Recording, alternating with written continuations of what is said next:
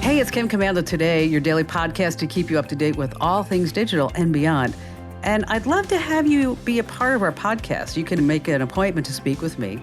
Just head over to commando.com, and on the top right, there's a button that says Email Kim. Fill that out, and that's it. I have learned, being a public personality all these years, not to take things personally. But I will tell you that people that I see, people that write me, they say, "Hey, Kim, I love your jokes." But then there's Robert, who wrote to me from the Bronx. And he sent me this note, and I imagine that Robert sounds something like this. "Kim, you're not funny.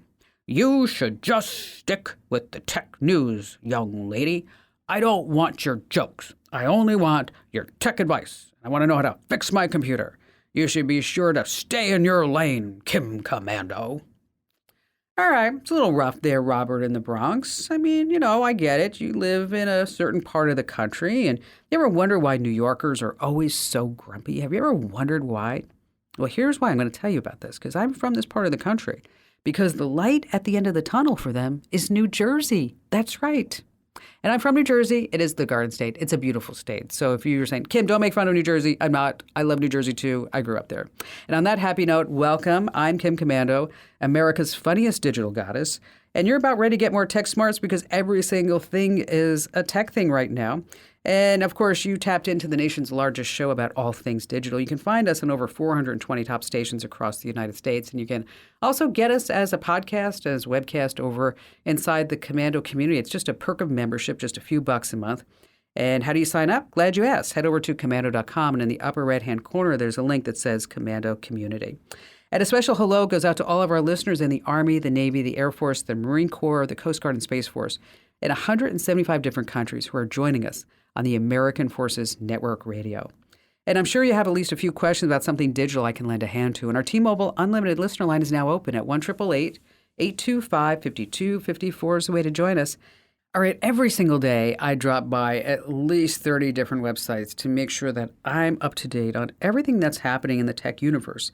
And these are 5 things that you need to know right now, starting with number 1. We're going to go to Long Lake Township in Michigan, and that's where a gentleman by the name of Todd Maxson lives.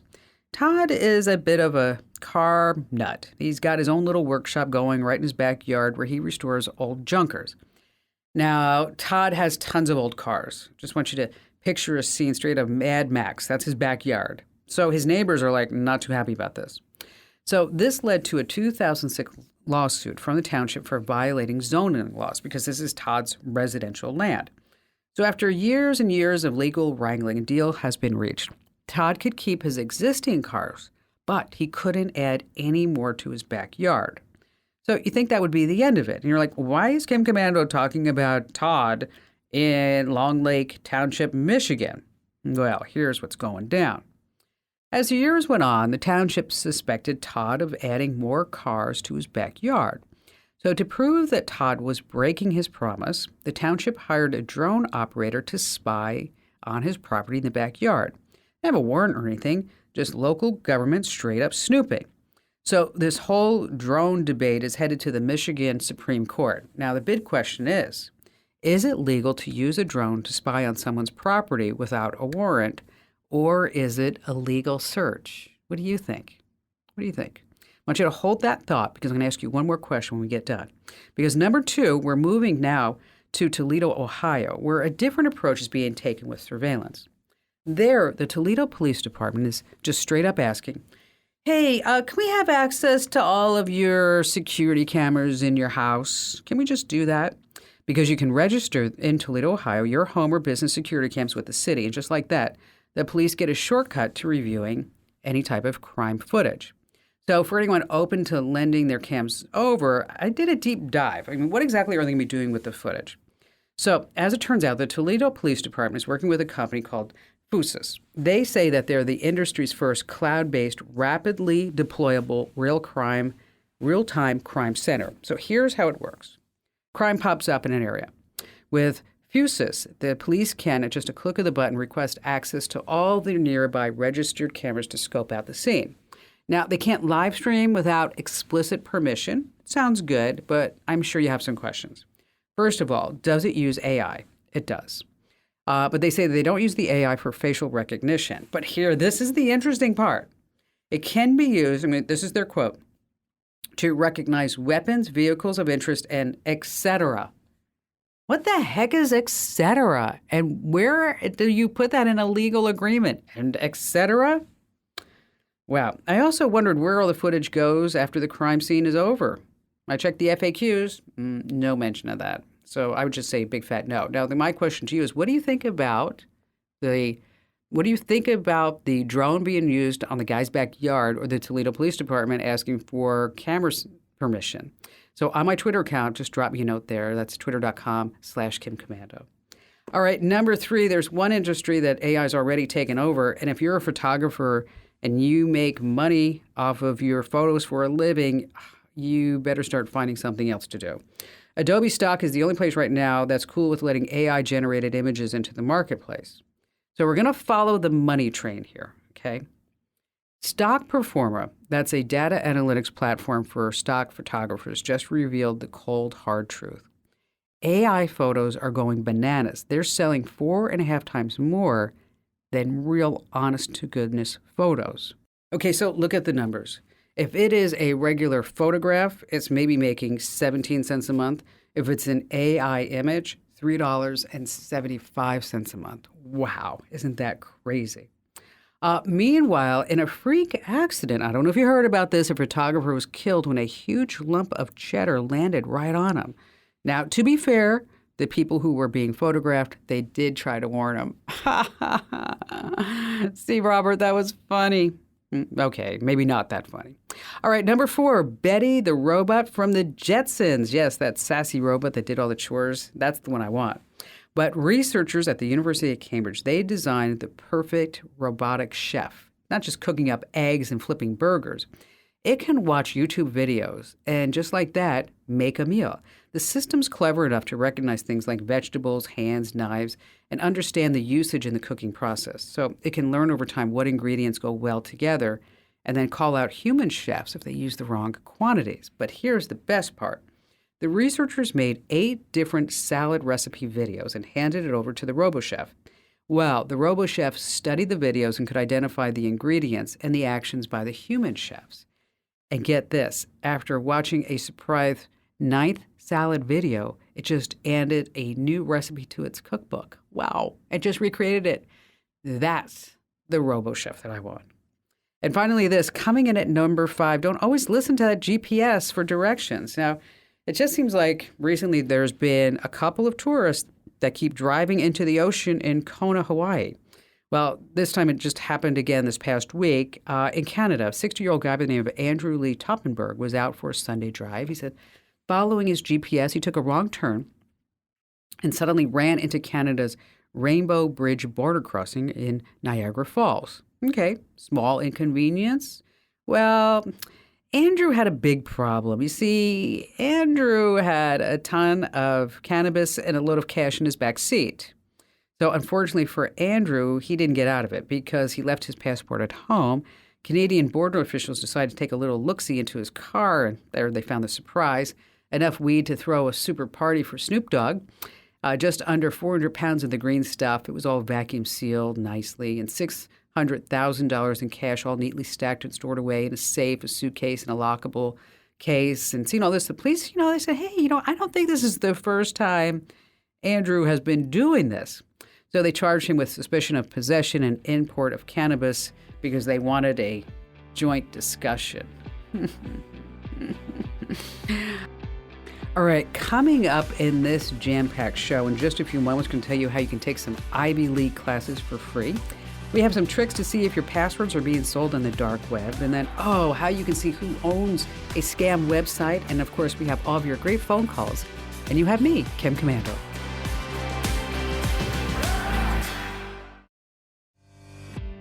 Hey, our T-Mobile Unlimited listener line is now open at 1-888-825-5254 is the way to join us. And just a quick reminder, if you're just too shy to come on a big-time radio show and podcast, you can always drop me your question over at commando.com. In the upper right-hand corner, there's a link that says Email Kim. Every once in a while, I read something on the internet. I'm like, we need to know more about that. And that's exactly who's joining us. Jen from Mozilla, and we were talking about privacy not included. All right, let me ask you a question. When was the last time that you actually read the terms of service before clicking, oh, yeah, accept on a brand new app? Yeah, I know. Nobody does. But it might be time that you start giving it just a little bit of attention that it deserves, especially when it comes to sensitive health information. Now, I'm sure you know the name Mozilla. They are behind the Firefox browser. But did you know that they have this entire squad just dedicated to your privacy? And they've been doing this for many years. They keep tabs on how apps and products, you name it, how it handles our privacy. And if they discover some shady behavior, they slap this big old privacy not included label on it. Yeah, it's pretty something. Well, I recently read about a deep dive that they did on 32 top mental health apps. And they put them on their microscope because they want to see how exactly these apps manage your personal data. And the results were, I don't mean to be a spoiler, not great.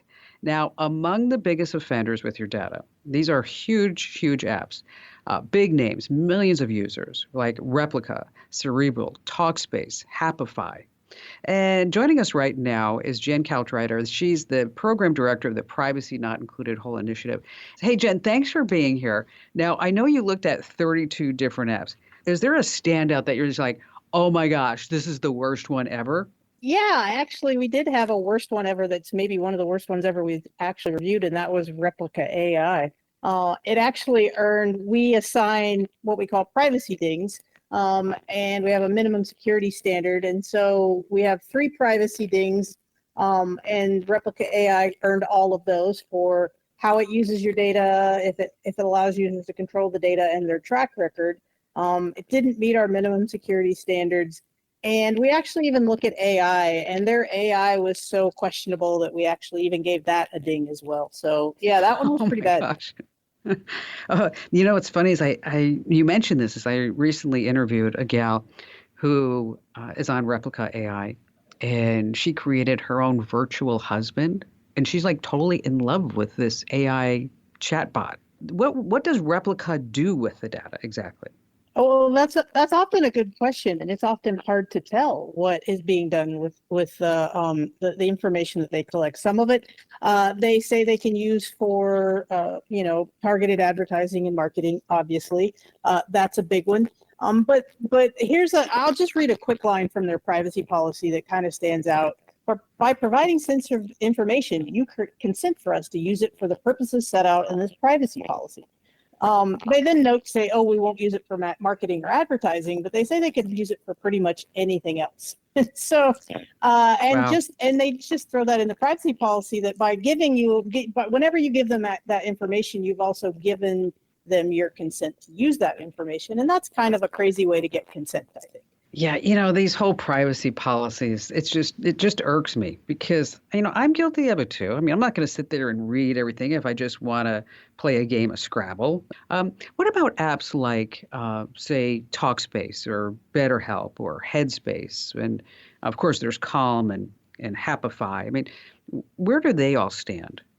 Like they kind of go across the spectrum. Last year, Calm and Headspace, those are meditation apps, so you tend not to give up as much personal information as, say, you would with a BetterHelp, that's a therapy app, right? But they still collect data and can use that for targeted advertising.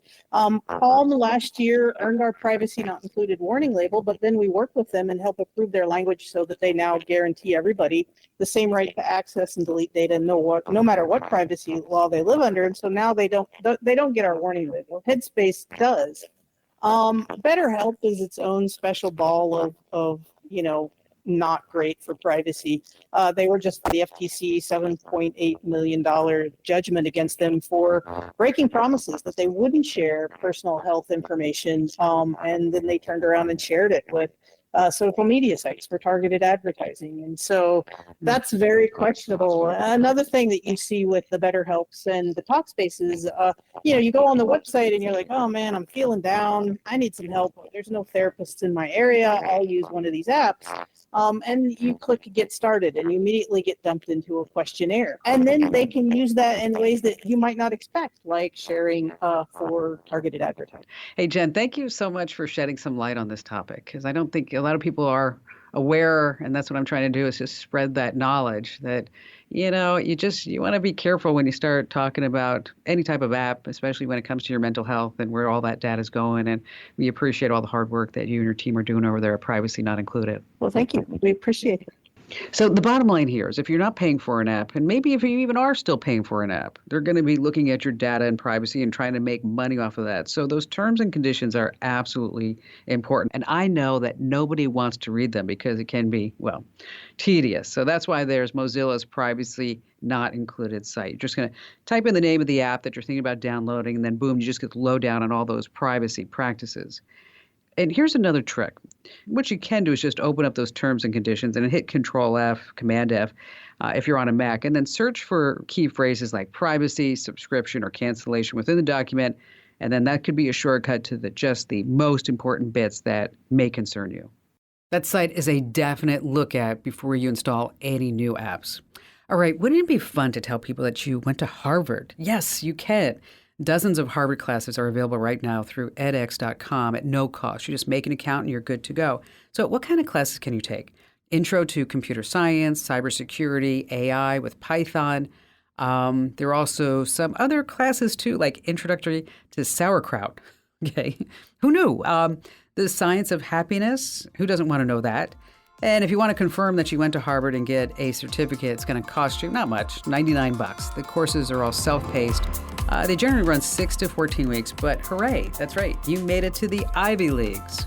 And coming up in just a few minutes, Allie, our amazing content queen, is going to be joining us with some great productivity tips. And then we have 3 tricks to see if your passwords are being sold on the dark web. And of course, more of your phone calls here on Kim Komando Today.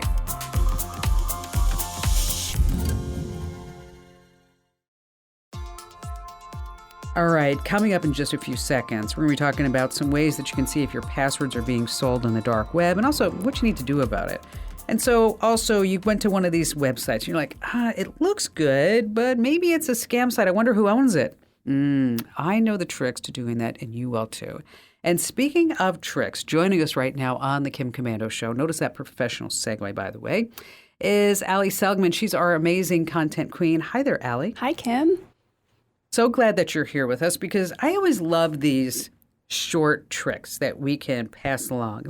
Like for example, you can have this secret world of conversation with your iPhone. It's like a James Bond type of thing. So if you want to have a chat with somebody, but you don't want it in your text messages because you want it to be more private, that on your iPhone you can use the Notes app, right? And so you can just share that note with somebody and go back and forth. So smart.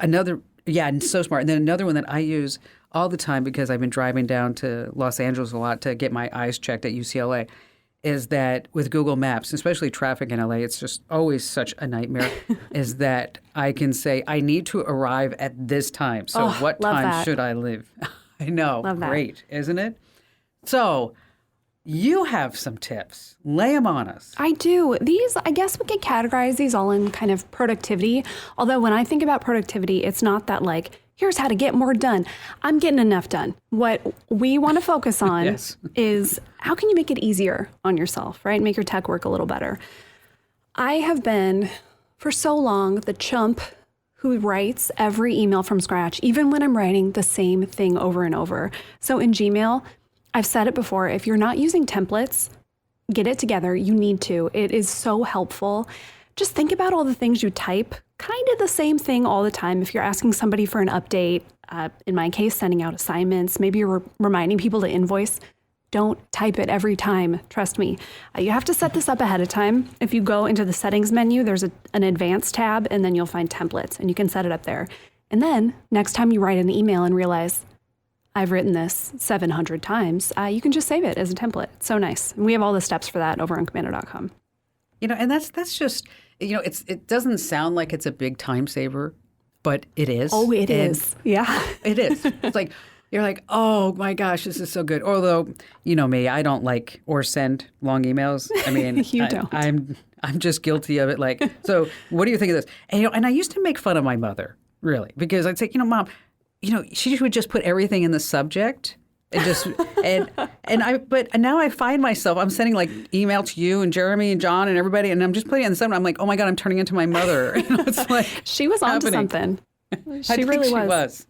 She was. All right, what do you got up next? I work on a Windows PC most of the time. I also have a MacBook, so we'll get to that. But I'm going to keep this one simple. 2 little keyboard shortcuts that if you are not using, you are going to be very thankful to me. The Windows key plus Shift plus S, and then you can do a screenshot. Again, Windows, Shift, S. You don't have to look for any menus. You don't have to open the snipping tool. And then one more. Just like on a Mac, you don't have to open up a bunch of stuff to search. Just hit the Windows key, and if you know the name of a file, start to type it in, and it'll pop up.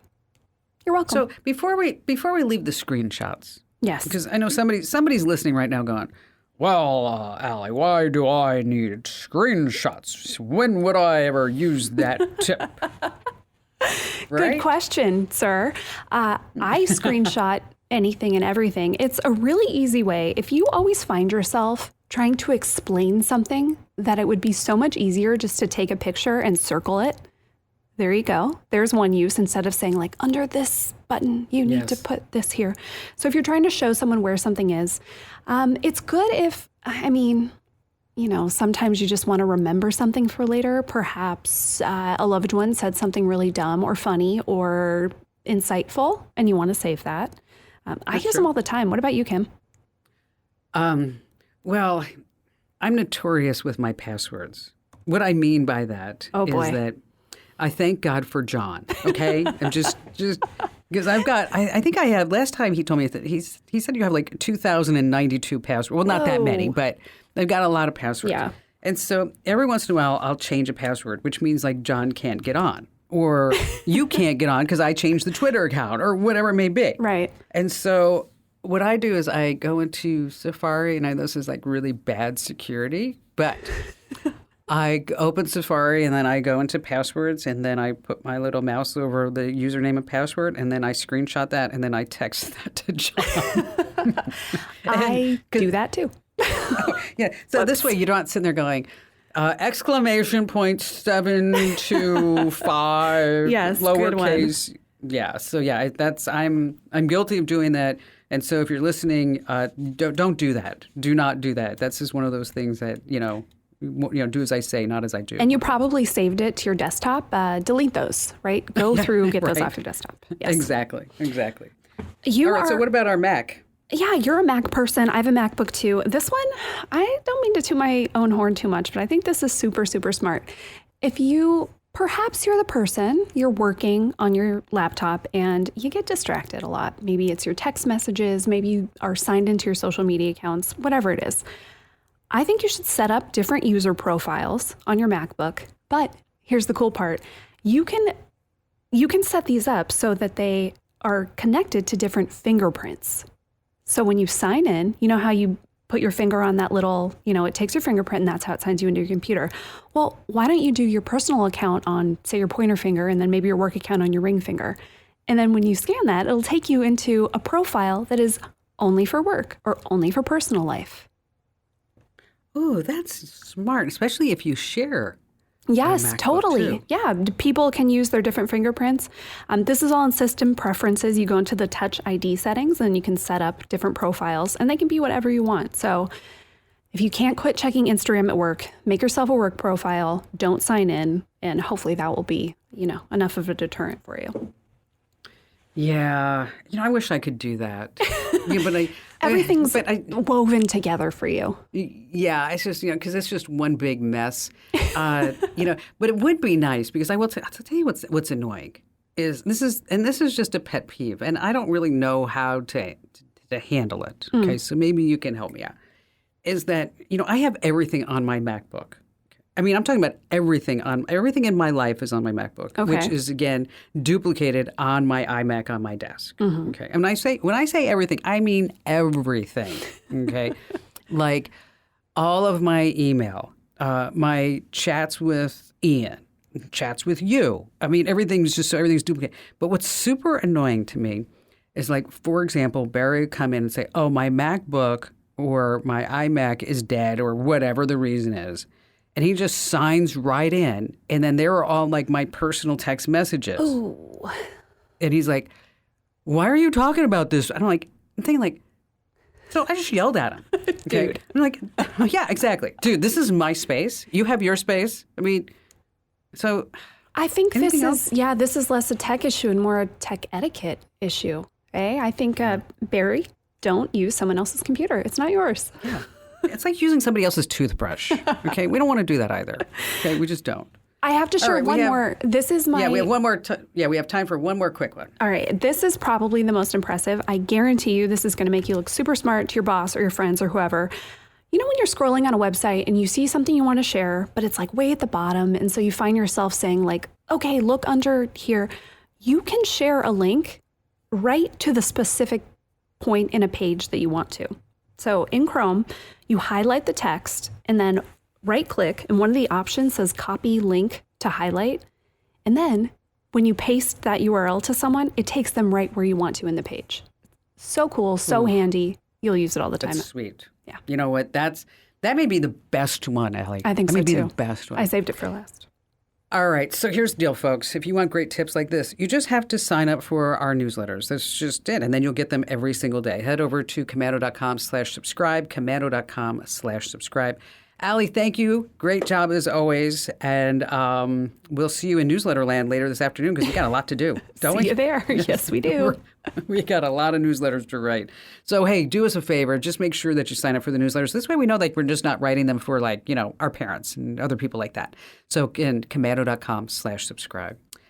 All right. There are ways to see if your password's being sold on the dark web. Okay. First of all, password managers. Some of these have tools where you can check to see if the dark web does have any of your passwords. We have a list of them over on the website. Cyber News Checker, they have an extensive data leak checker. All you need is your email address to use it. We have a link to it again on the website. And also, Have I Been Pwned? 12 billion stolen records over there. So if you're wondering if your password's safe, it's probably not. But in case you want to check, just hit komando.com for this tip about 3 tricks to see if your passwords are being sold on the dark web. Hey, stay right where you are. We have more tips, tricks, and calls you don't want to miss here on Kim Komando Today.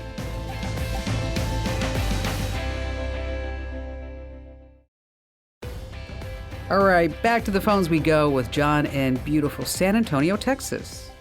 Hey, Kim. I just want to let you know that you were complimented by my youngest son. I have 2 adopted sons. They're now 10 and 12. About a year ago, we were coming home from church and we were listening to your show.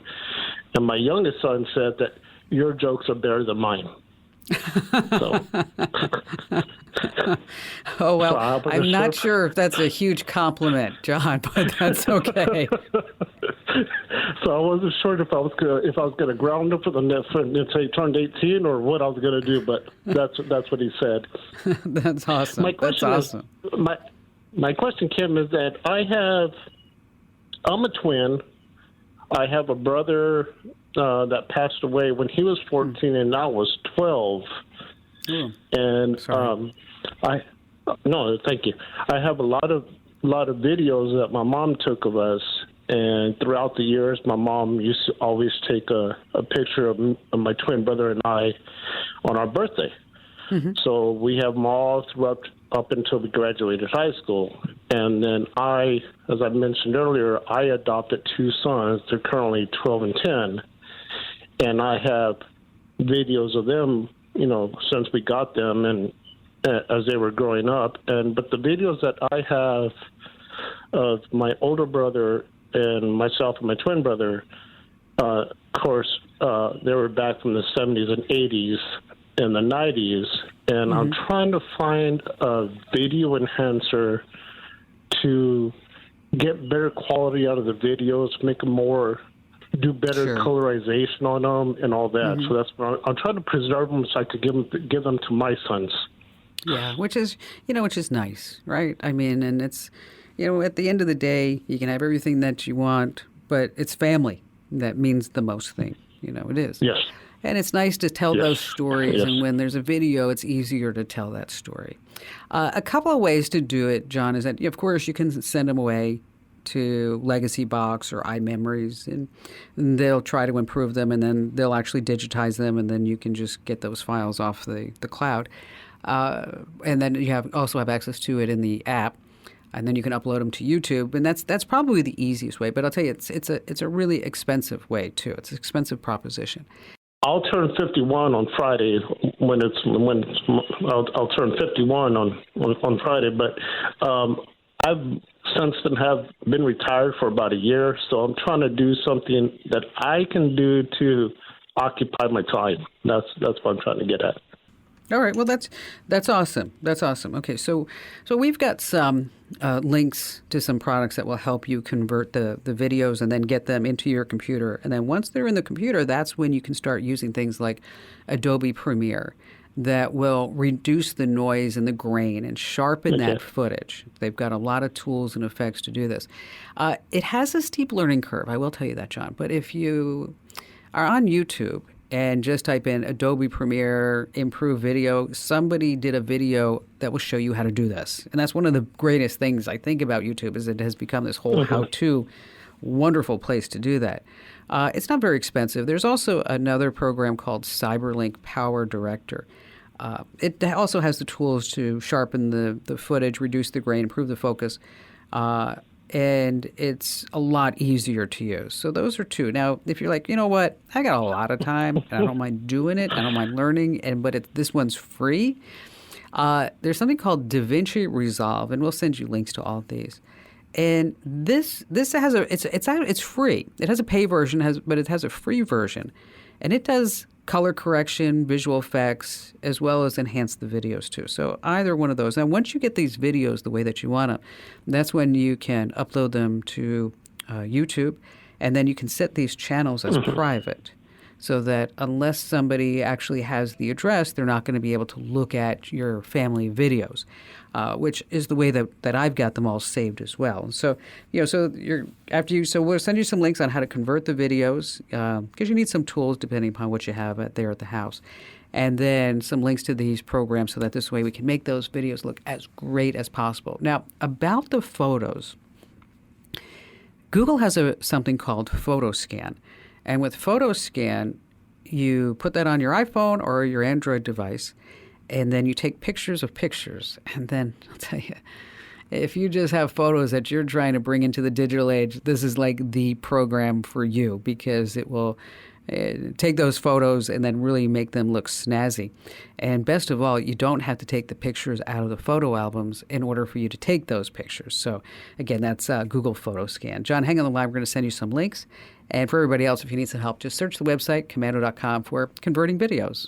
So you've come across a website that offers a promise of this great, wonderful, low-cost trip to Hawaii. Aloha! All they need is your personal info and a credit card. Well, it just might be too good to be true, right? And then you're going to get screwed over because it's a scam.